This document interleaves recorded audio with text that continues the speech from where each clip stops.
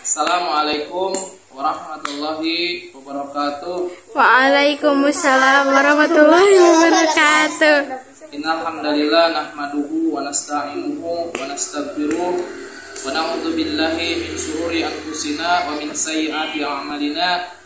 Man yahdihillahu fala mudhillalah wa may yudlil fala hadiyalah. Asyhadu an la ilaha illallah wahdahu la syarikalah wa asyhadu anna Muhammadan abduhu wa rasuluh. Ya ayyuhalladzina amanu taqullaha haqqa tuqatih wa la tamutunna illa wa antum muslimun. Fa inna asdaqal hadits kitabullah wa khairal hadi hadi Muhammadin sallallahu alaihi wasallam. Wa sharral umuri muhdatsatuha wa kullu muhdatsatin bid'ah wa kullu bid'atin dhalalah wa kullu dhalalatin finnar.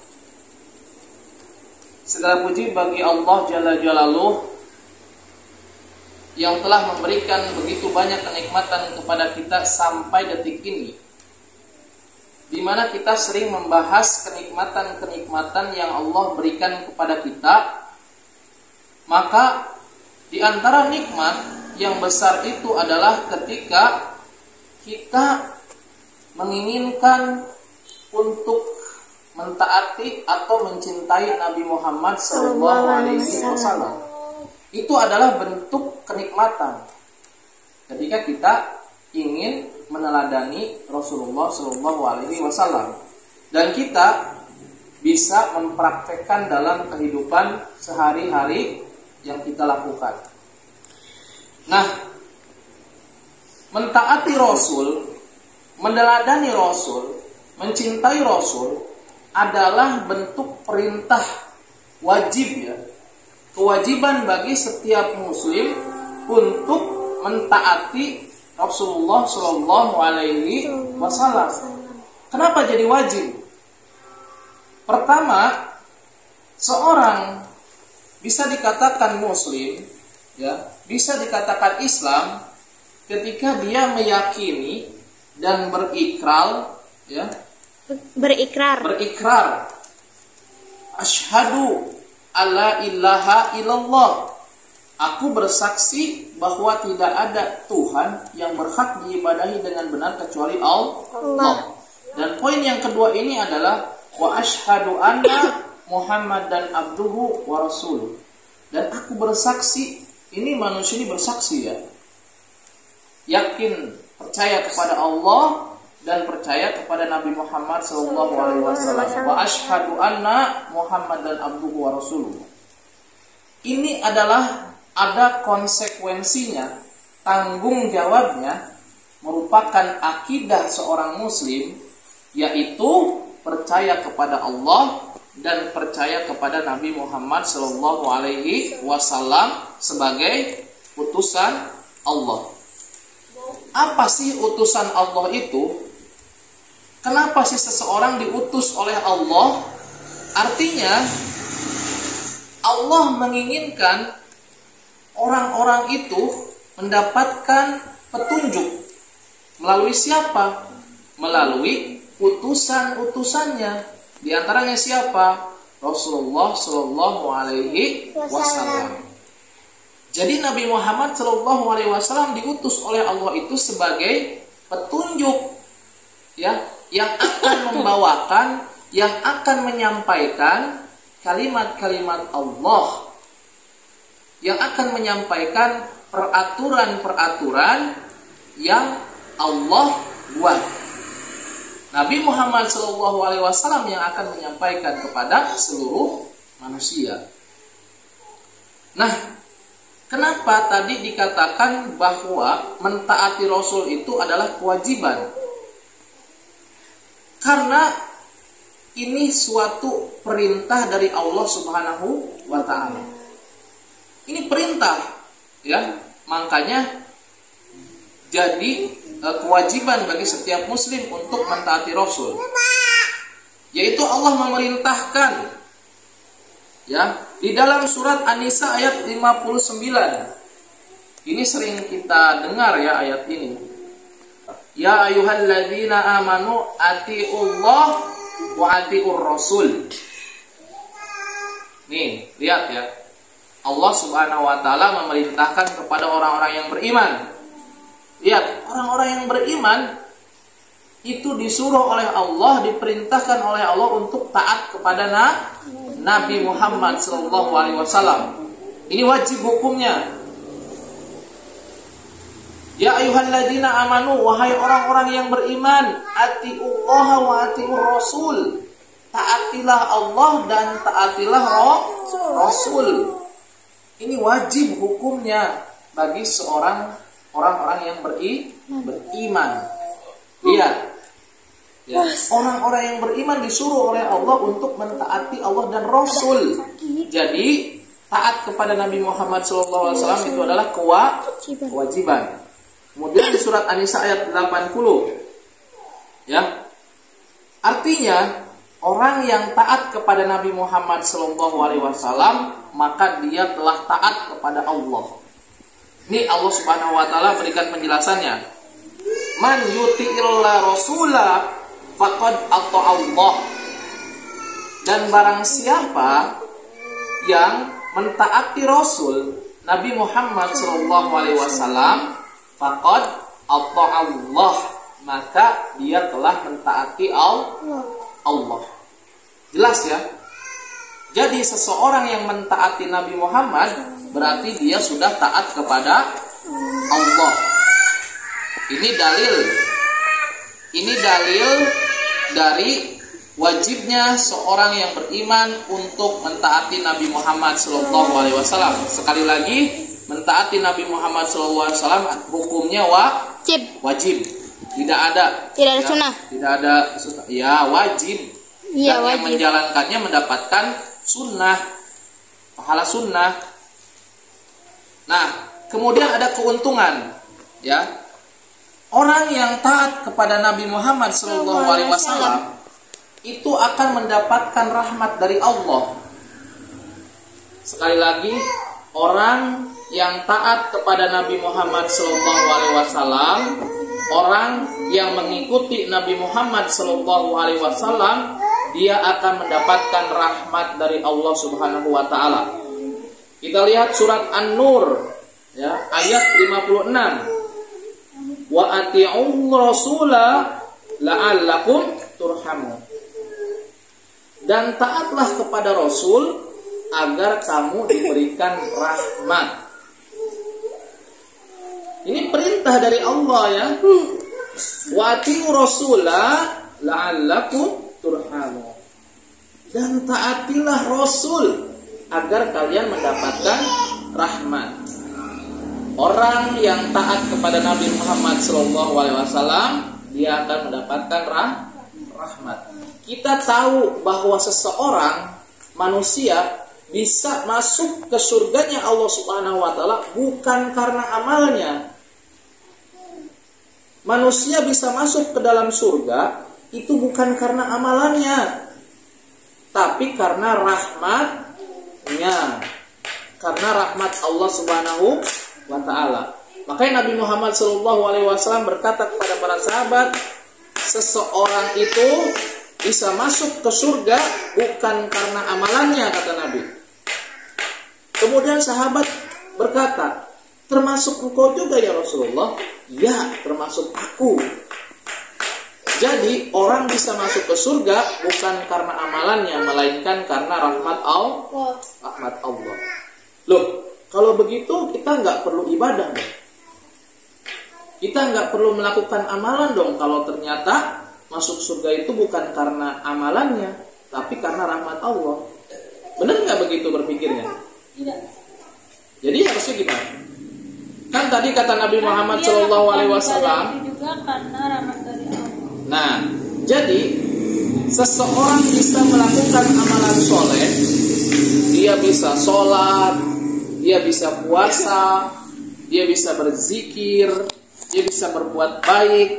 Itu bukan karena keinginan dia, tapi karena rahmat Allah yang meliputi dia, sehingga dia bisa beribadah, sehingga dia bisa berbuat baik, sehingga dia berzikir, ya, itu karena rahmat Allah. Jadi jelas, yang memasukkan manusia ke dalam surga bukan karena amalannya, melainkan karena rahmat Allah.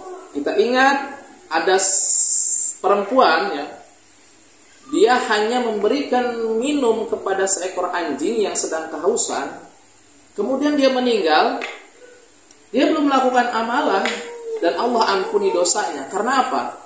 Karena di situ ada rahmat Allah. Ketika dia mau memberikan minum kepada seekor anjing itu, ya, itu ada rahmat dari Allah.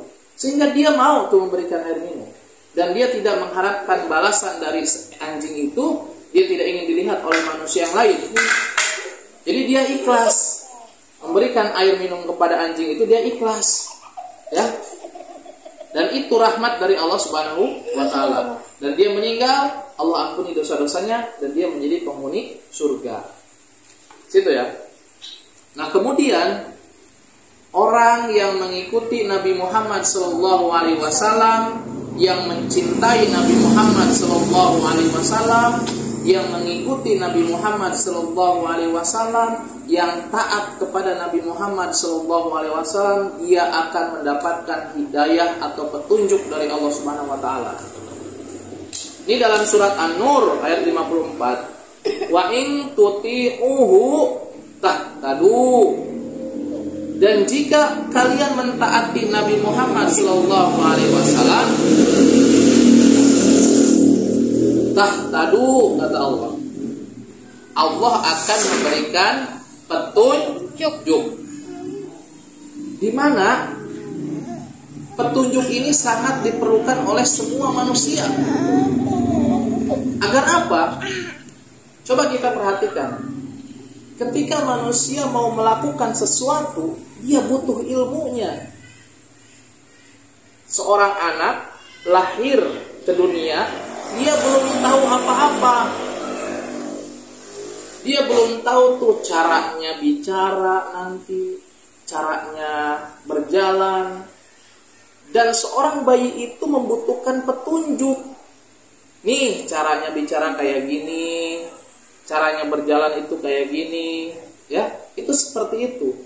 Dan orang yang taat kepada Rasul, kepada Nabi Muhammad, dia akan mendapatkan petunjuk atau berupa hidayah. Yang mana hidayah ini sangat mahal.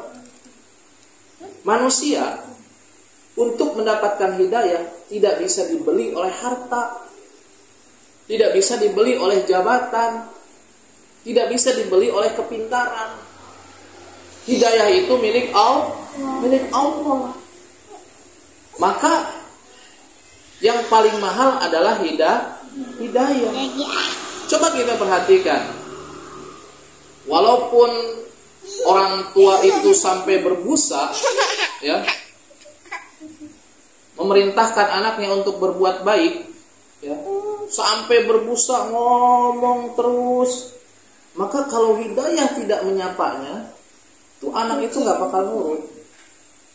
Ya, maka hidayah itu sangat mahal.